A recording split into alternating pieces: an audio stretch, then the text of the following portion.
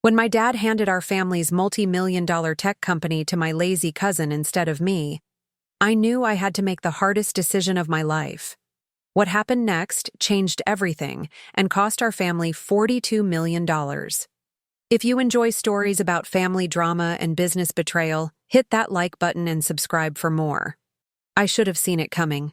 The signs were all there, scattered like breadcrumbs throughout my 28 years of life.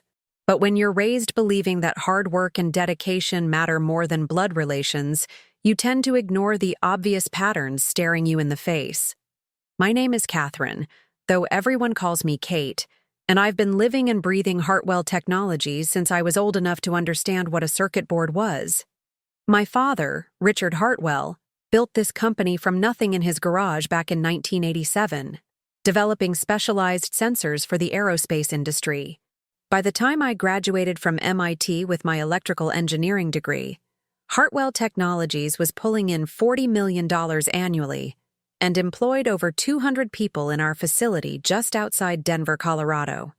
I remember walking into Dad's corner office that Tuesday morning in March, expecting our usual weekly briefing about production schedules and client meetings. The Colorado mountains were still capped with snow, visible through the floor-to-ceiling windows that Dad had installed when we moved to this building 5 years ago. He always said those mountains reminded him why he started this company, to reach new heights. "Kate, sit down," he said without looking up from his computer screen. "We need to talk." Something in his tone made my stomach tighten.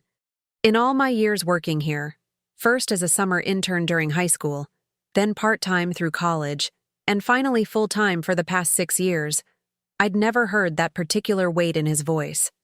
"Is everything okay with the Johnson contract?" I asked, settling into the leather chair across from his desk. We'd been working on a massive deal with Johnson Aerospace for months, and I'd been the lead engineer on the project. "The Johnson contract is fine. Actually, it's more than fine. They're ready to sign for the full 5-year term." He finally looked up, and I noticed the exhaustion in his eyes. "Kate, your mother and I have been talking, a lot, about the future of the company, about succession planning, about what happens when I'm not here anymore." My heart started racing. At 59, Dad was hardly ready for retirement, but I knew he'd been thinking about these things more since his minor heart attack 2 years ago. "Okay," I said carefully. "What are you thinking?" "I'm thinking it's time to start transitioning leadership. The company needs fresh blood, new perspectives." He stood up and walked to the window, hands clasped behind his back. "I've decided to promote someone to Chief Operating Officer, with the understanding that they'll eventually take over as CEO. This was it.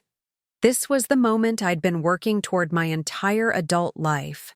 I'd put in 60-hour weeks, taken on the most challenging projects, earned the respect of our engineering team and our biggest clients. I'd turned down job offers from Google and SpaceX because I believed in what we were building here. "I'm ready," I said, trying to keep the excitement out of my voice. "I know I'm young, but I understand every aspect of this business. The team trusts me, and I've got ideas for expansion that could double our revenue in 3 years." Dad turned around and the expression on his face made my blood run cold. "Kate, I've decided to give the position to Marcus." The words hit me like a physical blow. Marcus. My cousin Marcus, who was 31 years old and had been working here for exactly 18 months. Marcus, who'd spent most of his 20s bouncing between jobs, who'd gotten his business degree from a state school he'd barely graduated from, who'd only landed this position because his mother, my dad's sister, had begged Dad to give him a chance. "Marcus?" I managed to say. "Dad, you can't be serious." "I'm completely serious. Marcus has been doing excellent work in business development. He's brought in 3 new clients in the past 6 months, and he has a natural talent for leadership." I felt like I was in some kind of alternate reality. He brought in 3 small contracts worth maybe $2 million combined. I've been managing the Johnson project, which is worth $15 million. I've led the team that developed our new sensor technology that's about to revolutionize the industry. I've been here for 6 years, Dad. 6 years of proving myself every single day. "And you've done exceptional work," he said, sitting back down. "But this isn't about technical ability, Kate. It's about leadership, about having the vision to take this company to the next level. Marcus has that vision. What vision? I stood up, my hands shaking with anger. The man shows up late half the time, spends his lunch breaks playing golf, and I've had to fix at least a dozen of his mistakes in the past year alone. What possible vision could he have that I don't? Dad's face hardened. That's exactly the kind of attitude that concerns me, Kate. You're too focused on the details, too caught up in the technical side of things. Running a company requires a broader perspective. So you're punishing me for being good at my job? I'm not punishing anyone. I'm making a business decision based on what's best for the company's future. Marcus has the people skills, the strategic thinking, and the leadership potential that we need. I stared at him, trying to process what I was hearing. This was my father, the man who'd taught me that excellence mattered, that hard work would always be rewarded, that integrity was the foundation of success. And he was telling me that none of that mattered because my cousin had better people skills. This is about family, isn't it? I said quietly. This is about Marcus being a man. That's not fair, Kate. This has nothing to do with gender. Doesn't it? Because I can't think of any other explanation for why you'd choose someone with 18 months of experience over someone who's dedicated her entire career to this company. The silence stretched between us like a canyon. Outside, I could hear the sounds of the manufacturing floor, the hum of machinery, the voices of workers who'd been depending on this company for their livelihoods for years. Workers who knew me, who respected me, who'd been assuming I'd be their next leader. The decision is final, Dad said eventually. I'll be making the announcement at the board meeting next week. Marcus will start as COO immediately and will begin the transition process. I felt something inside me break. Not just my heart, but my faith in the man I'd looked up to my entire life. Fine, I said, my voice barely above a whisper. But I want you to know that you're making a mistake. A mistake that's going to cost this company more than you realize. I walked out of his office, past the conference room where I'd presented countless proposals, past the engineering department where I'd spent so many late nights perfecting our designs, past the reception area where Linda, our receptionist, gave me a concerned look. I didn't stop until I reached my own office, where I closed the door and sat down at my desk, staring at the framed photo of the team celebrating our biggest contract win last year. That's when I realized something that would change everything. The sensor technology we'd been developing, the breakthrough that was about to make us the leader in our field, wasn't just owned by Hartwell Technologies. The patent was in my name. All of it. Every circuit design, every software algorithm, every innovation that made our sensors more accurate and reliable than anything else on the market. I'd filed the patents myself, working nights and weekends in my home lab, using my own resources and my own time. I'd planned to transfer them to the company once we went to market, as a gesture of loyalty and commitment to the family business. But now, looking at those documents in my filing cabinet, I realized I had leverage I'd never considered using. The patent was worth $42 million. I'd had it appraised by an independent firm just last month as part of our preparation for the Johnson contract. $42 million of intellectual property that belonged to me, not to Hartwell Technologies. And suddenly, I had a decision to make. The next few days passed in a blur of awkward conversations and sideways glances. Word had spread quickly through the office about Marcus's promotion, and I could see the confusion in my colleagues' faces. Sarah from accounting cornered me by the coffee machine to ask if the rumors were true. Jim from manufacturing stopped by my office to express his disbelief. Even Linda, who never got involved in office politics, shook her head when she handed me my messages. "Makes no sense," she whispered. "Everyone knows you're the one who keeps this place running." But the worst part was Marcus himself. He'd always been friendly enough, in that superficial way that people are when they don't really know each other despite being related. But now, with his new position, he strutted around the office like he'd won the lottery. Which, in a way, he had. I was in the middle of reviewing quality control reports when he knocked on my door Thursday afternoon. "Hey, Kate, got a minute?" I looked up to find him standing in my doorway wearing a new suit. Navy blue, probably expensive, Definitely not something he could have afforded on his old salary. What do you need, Marcus? Well, I wanted to talk to you about the transition. You know, how we're going to work together going forward. He sat down without being invited, crossing his legs and leaning back like he owned the place. I know this might be a little awkward at first, but I think we can make it work. Awkward? I set down my pen and looked at him directly. Marcus, I've been doing this job for 6 years. I've built relationships with every major client. I know every employee in this company. And I've been involved in every significant decision for the past 3 years. Now you're telling me it might be awkward? Look, I get it. You probably thought you were going to get the promotion. But your dad, he knows what he's doing. He sees the big picture. The big picture. I repeated the words slowly. Tell me, Marcus, what's your vision for this company? What's your big picture? He shifted in his seat, and I saw a flicker of uncertainty cross his face. Well, obviously we need to focus on growth, expansion, new markets. Which markets? Well, the aerospace industry is growing, so we should definitely… He trailed off, realizing he was talking to someone who actually understood the aerospace industry. Marcus, do you know what our profit margins are on the Johnson contract? Not off the top of my head, but 18%. Do you know why that matters? Because profit margins are important? I felt a mixture of rage and pity. This was the person my father thought was better suited to run the company than I was. Our industry average is 12%. We're able to achieve 18% because of the proprietary technology we've developed. Technology that gives us a competitive advantage no one else has. Right, the sensor thing. That's great. The sensor thing. I stood up and walked to the whiteboard in my office, where I'd been sketching out improvements to our latest design. This sensor thing is what's going to make us the dominant player in precision aerospace instrumentation. It's what's going to secure our future for the next 20 years. Marcus looked at the whiteboard like it was written in a foreign language.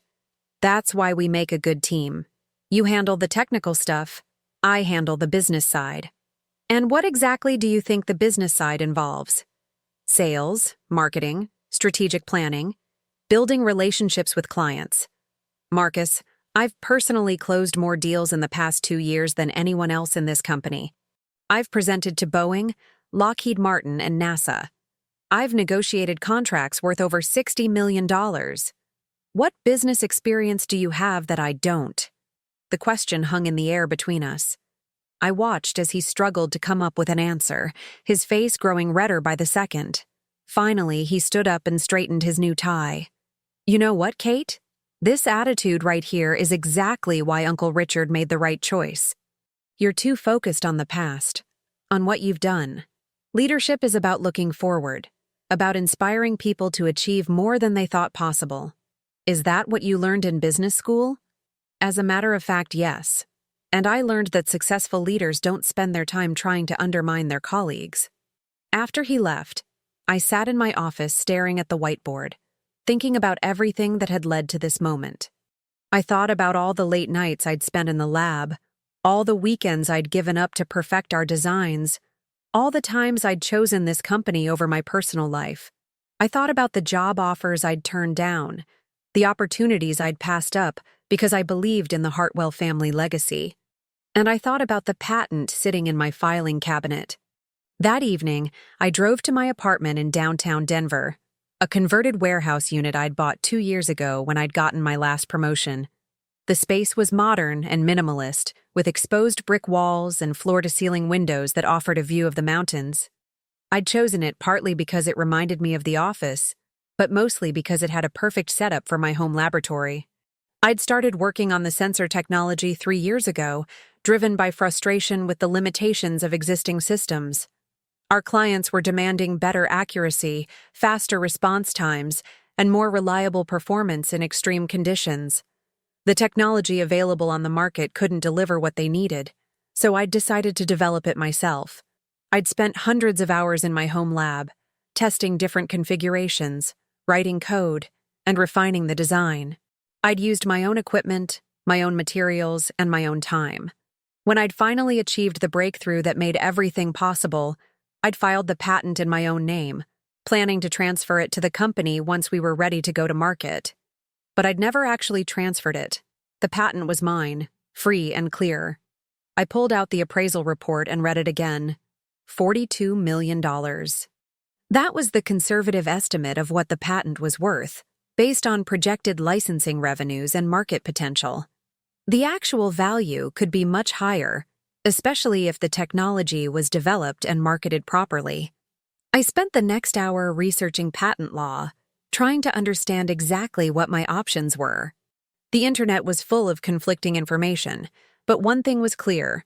As the patent holder, I had the right to license the technology to whomever I wanted, or to keep it entirely to myself. My phone buzzed with a text from my dad. "Hope you're doing okay. I know this is a big adjustment, but I think you'll see that it's for the best. Let's have dinner this weekend." I stared at the message for a long time before typing back, "I'm fine. Rain check on dinner."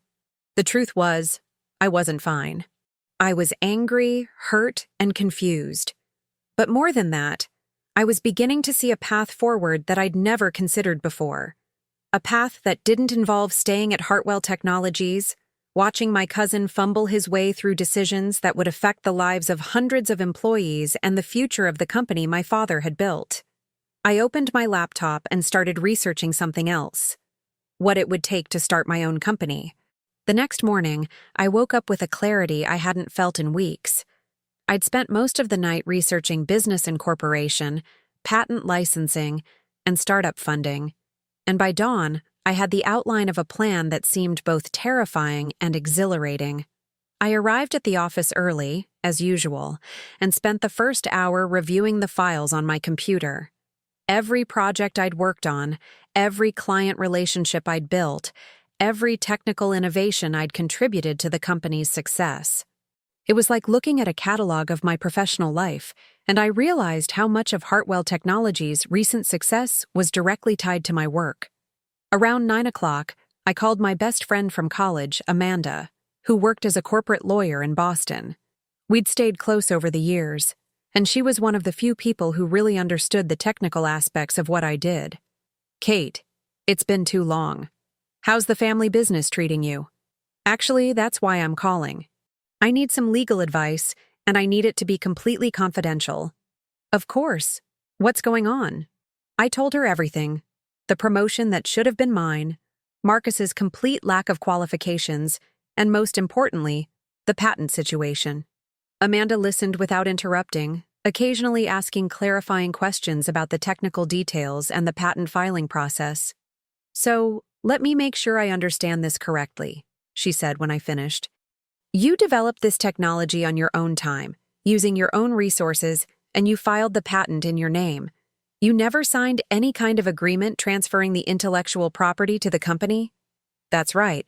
I was planning to transfer it eventually, but I never actually did it." "And this technology is central to your company's competitive advantage?" "It's not just central, it's everything. Without this technology, we're just another sensor manufacturer competing on price. With it, we're the clear market leader." "Kate, I have to ask you something, and I want you to think carefully before you answer. Are you sure you developed this entirely on your own? No company equipment, no company time, no input from other employees?" I'd been expecting this question, and I'd already gone through my records carefully. "I'm absolutely sure. I did all the development work at home, in my own lab. I used my own equipment and my own materials. The only company resources I used were public technical specifications that anyone could access." "What about the software components?" "I wrote all the code myself, from scratch. It's based on principles I learned in school and from my own research, not on any proprietary company algorithms." "And you can prove all of this?" "I have detailed documentation of the entire development process. Time logs, expense receipts, version control records for the software. I'm very thorough about record keeping." Amanda was quiet for a moment. "Kate, if what you're telling me is accurate, then you own one of the most valuable patents in your industry, and you have every right to do whatever you want with it. But I have to warn you, if you decide to leave the company and take this technology with you, it's going to create a shitstorm, I know. That's why I need to understand all my options. Okay, here's what I think. First, you need to have the patent and all your documentation reviewed by an intellectual property attorney, someone who specializes in this kind of thing. Second, you need to think very carefully about what you want to accomplish. Are you looking to negotiate better treatment at your current company? Or are you seriously considering leaving? I looked out my office window at the parking lot, where I could see Marcus's new BMW parked in the spot that used to be mine. I'm seriously considering leaving. Then you need to start planning now. If you're going to compete with your family's company, you need to do it right. You need funding. You need a business plan. And you need to be prepared for the possibility that this could destroy your relationship with your father. After I hung up with Amanda, I sat in my office thinking about that last point. My relationship with my father had always been complicated. He'd raised me to be strong, independent, and competitive, but he'd also raised me in a world where traditional gender roles still held sway. He'd encouraged my technical abilities while simultaneously making it clear that the business side of things was men's work. But now, looking at the situation objectively, I realized that my father had made a choice that revealed his true priorities. He'd chosen family loyalty over merit, tradition over innovation, and in doing so, he'd shown me that all my years of hard work and dedication meant less to him than his obligation to give his nephew a chance. That afternoon, I had a meeting with our biggest client, Johnson Aerospace. I'd been working with their engineering team for months, and we were finally ready to present the final specifications for the new sensor system. The meeting was scheduled for 2 o'clock in the main conference room, and I'd prepared extensively. What I hadn't expected was to find Marcus sitting at the head of the table when I arrived. "Kate, great, you're here," he said, gesturing to a chair halfway down the table. I was just telling the Johnson team about our exciting new developments. I looked around the room at the faces of people I'd been working with for months. Tom Henderson, Johnson's lead engineer, looked confused. Sarah Chen, their project manager, was checking her phone like she was trying to figure out if she was in the wrong meeting. "I'm sorry," Tom said, looking between Marcus and me. "I thought Kate was leading this project." "She has been," Marcus replied smoothly. "But as the new COO, I'm taking a more hands-on approach to our key accounts. Don't worry, Kate will still be handling all the technical details." I felt my face flush with anger, but I managed to keep my voice steady. "Actually, Tom, why don't we go ahead and start with the technical presentation? I know you're eager to see the final specifications." For the next hour, I presented the work I'd been doing for months. I walked through the sensor capabilities, the performance improvements, and the integration requirements. I answered technical questions that Marcus couldn't even understand, let alone address. Throughout the presentation, I could see the Johnson team's confusion about why Marcus was even there. "This is impressive work, Kate," Tom said when I finished. "This technology is exactly what we need. When can we start the implementation phase?" "Well," Marcus interrupted, "we'll need to discuss pricing and timeline with the business development team. I'll be your main point of contact going forward." Tom frowned. "Actually, I'd prefer to continue working directly with Kate. She understands our requirements better than anyone. Of course, and she'll be involved in the technical implementation. But for strategic decisions and contract negotiations, you'll be working with me." I watched Tom's expression change from confusion to annoyance. Johnson Aerospace was used to dealing with people who understood both the technical and business sides of their projects. They didn't want to explain complex engineering requirements to someone who couldn't tell a sensor from a circuit board. After the meeting, Tom pulled me aside. "Kate, I have to ask, what's really going on here? We've been working together for months, and now suddenly there's this new guy who doesn't seem to understand what we're trying to accomplish." "Marcus is my cousin," I said carefully. "He's been promoted to COO, and he's taking over client relationships. And you're okay with this?" I looked at Tom, someone I'd developed a professional relationship with over months of collaboration.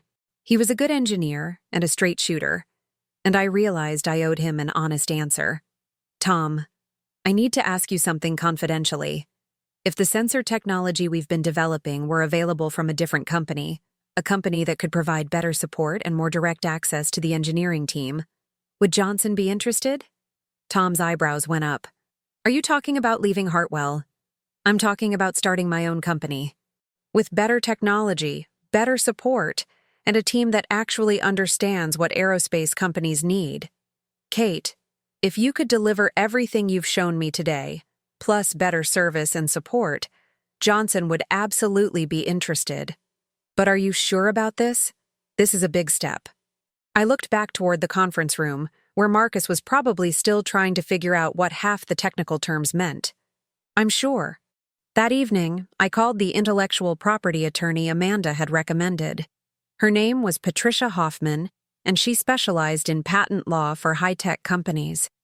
I explained the situation, and she agreed to meet with me the next day to review all my documentation. Bring everything, she said. Every document, every receipt, every record you have of the development process. If we're going to do this, we need to make sure your position is absolutely bulletproof. As I gathered all my files that night, I realized I was past the point of no return. I wasn't just considering leaving Hartwell Technologies anymore. I was planning my exit strategy. And for the first time in weeks, I felt like I was taking control of my own destiny. Patricia Hoffman's office was in a sleek downtown building with a view of the Denver skyline. She was a woman in her 50s with silver hair and sharp eyes that missed nothing. After 3 hours of reviewing my documentation, she leaned back in her chair and smiled. Kate, I have to say, this is one of the most thoroughly documented patent cases I've ever seen. You've covered every possible angle that could be used to challenge your ownership of this technology. So the patent is definitely mine? Without question. You developed this technology independently, using your own resources and your own time. You filed the patent in your name, and you've never signed any agreement transferring the rights to your employer. From a legal standpoint, you're in the clear. I felt a surge of relief mixed with determination.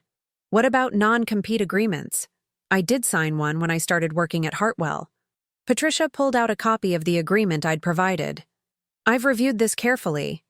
Non-compete clauses are tricky in Colorado. They're generally enforceable, but they have to be reasonable in scope and duration.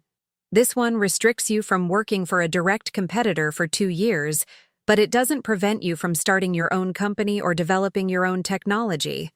What about taking clients with me? That's where you need to be careful. You can't solicit clients directly, but if clients approach you because they want to work with you, that's different. And if you can offer them better technology or better service, that's just competition. I thought about my conversation with Tom Henderson. So if a client contacted me because they were unhappy with the service they were receiving from my former employer, that would be okay? As long as you didn't solicit them directly, yes. But Kate, I have to warn you, your family is going to see this as a betrayal. They're going to accuse you of stealing their intellectual property, even though you legally own it. Are you prepared for that? I'm prepared for whatever comes. I've spent 6 years building value for that company, and they've made it clear that my contributions don't matter as much as family politics. Then let's talk about your options. You could license the technology to other companies, you could sell the patent outright, or you could start your own company and use the technology as your competitive advantage. I want to start my own company. I want to build something that rewards merit and innovation, not family connections. Then you'll need a business plan, startup funding, and a legal structure. I can help with the legal side, but you'll need to find investors and develop your market strategy. Over the next 2 weeks, I threw myself into planning my exit from Hartwell Technologies. I worked with Patricia to set up a new company, which we called Precision Dynamics. I used my savings to cover the initial legal and filing costs, and I began reaching out to potential investors. The hardest part was pretending that everything was normal at work. I continued to attend meetings, review reports, and manage my projects, all while knowing that I was planning to leave and take the company's most valuable technology with me. Marcus, meanwhile, was settling into his new role with all the subtlety of a bull in a china shop. He'd hired 2 new business development people, both of whom seemed more interested in playing golf than understanding our products. He'd also implemented a new approval process for client communications that required everything to go through him first. The breaking point came during a staff meeting in late April. Marcus had called the meeting to discuss strategic initiatives and operational improvements. What he actually did was spend an hour talking about efficiency metrics and cost-cutting measures that showed he had no understanding of how our business actually worked. "We need to streamline our engineering processes," he announced. "I've been reviewing our project timelines, and I think we can cut development time by 30% if we eliminate some of the redundant testing phases." I looked around the room at the faces of engineers who'd been working here for years. They were trying to hide their disbelief, but I could see the concern in their eyes. "Marcus," I said carefully, "those testing phases aren't redundant. They're required by aerospace safety standards. We can't just eliminate them. That's exactly the kind of thinking that holds us back, Kate. We need to be more agile, more responsive to market demands. We need to be compliant with federal regulations. If we ship a product that hasn't been properly tested, we could lose our certification and our biggest contracts. I understand your concerns, but I think you're being overly conservative. Sometimes you have to take calculated risks to achieve breakthrough results." That's when I realized that Marcus wasn't just unqualified, he was dangerous. He was making decisions that could destroy everything my father had built, and he was doing it with the confidence of someone who had no idea what he didn't know. After the meeting, I went back to my office and called Patricia. "I'm ready to move forward," I said. "How quickly can we make this happen? I can have the paperwork ready by tomorrow. But Kate, once you resign and take the patent with you, there's no going back. Are you absolutely sure about this?" I looked out my window at the parking lot, where Marcus's BMW was parked next to my father's car. 2 generations of Hartwell men, both convinced that gender mattered more than competence. "I'm sure," I said. The next morning, I arrived at the office early and printed out my resignation letter. It was short and professional, giving 2 weeks' notice and thanking the company for the opportunities I'd had. I didn't mention the patent or my plans to start a competing company. I'd let my lawyer handle those communications. I walked into my father's office at 8 o'clock before the rest of the staff arrived. He was at his desk, reading through reports with his morning coffee. "Kate, you're here early. Everything okay?" "Dad, I need to give you something." I placed the resignation letter on his desk. "I'm leaving Hartwell Technologies." He looked at the letter, then at me, his face going pale. "Kate, what is this about? If you're upset about Marcus's promotion, we can talk about it. Maybe there's a way to create a co-leadership structure." "This isn't about Marcus's promotion, Dad.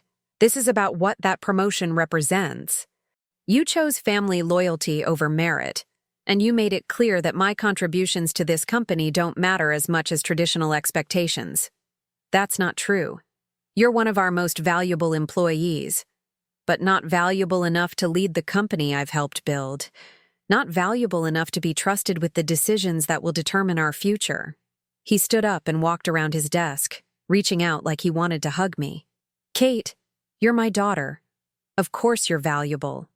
But running a company requires different skills than engineering. Marcus has those skills." "What skills, Dad?" "He doesn't understand our technology, he doesn't understand our clients, and he doesn't understand the regulatory environment we operate in. What he has is a Y chromosome and a willingness to say what you want to hear." "You're being unfair." "Am I?" "Because I have something else to tell you. The sensor technology that's been driving our growth for the past 2 years, the technology that's going to secure the Johnson contract and make us the leader in our field, I own the patent on that technology. All of it." The color drained from his face. "What are you talking about?" "I developed that technology on my own time, using my own resources. I filed the patent in my name, and I never transferred the rights to the company. It's mine, Dad, and I'm taking it with me." He sank back into his chair like I'd physically struck him. "Kate, you can't do this. That technology belongs to this company. We've invested millions in developing it. The company invested in manufacturing and marketing. I invested in the actual innovation. And now I'm taking my investment and using it to start my own company. This will destroy us. Without that technology, We'll lose the Johnson contract. We'll lose everything. You'll lose your competitive advantage. You'll have to compete on price and service like everyone else. Maybe that will teach you to value the people who actually create value for this company." I walked toward the door, then turned back. "Dad, I want you to know that I didn't want it to come to this. I wanted to build something great together. But you made it clear that my contributions don't matter as much as family politics. So I'm going to build something great without you." As I left his office, I could hear him calling my name, but I didn't turn around. I went to my office, packed up my personal belongings, and walked out of Hartwell Technologies for the last time. 3 months later, Precision Dynamics landed its first major contract with Johnson Aerospace. Tom Henderson had reached out to me after Marcus botched the final negotiations, and we'd been able to offer them everything they wanted at a better price point with superior support. 6 months after that, we'd signed contracts with Boeing and Lockheed Martin. My patent was generating exactly the kind of revenue the appraisal had projected, and we were growing faster than I'd ever imagined possible. I heard through industry contacts that Hartwell Technologies was struggling. Without the competitive advantage of my technology, they'd lost several major contracts. Marcus had been quietly demoted, and my father was back to managing day-to-day operations. I felt sorry for him, but I didn't regret my decision. I'd built something that rewarded merit and innovation, something that showed what was possible when you valued talent over tradition. And every day, as I walked into my own company and saw the team we'd assembled, I knew I'd made the right choice. Sometimes you have to take what's rightfully yours and build something better. Sometimes you have to show the world what you're really worth.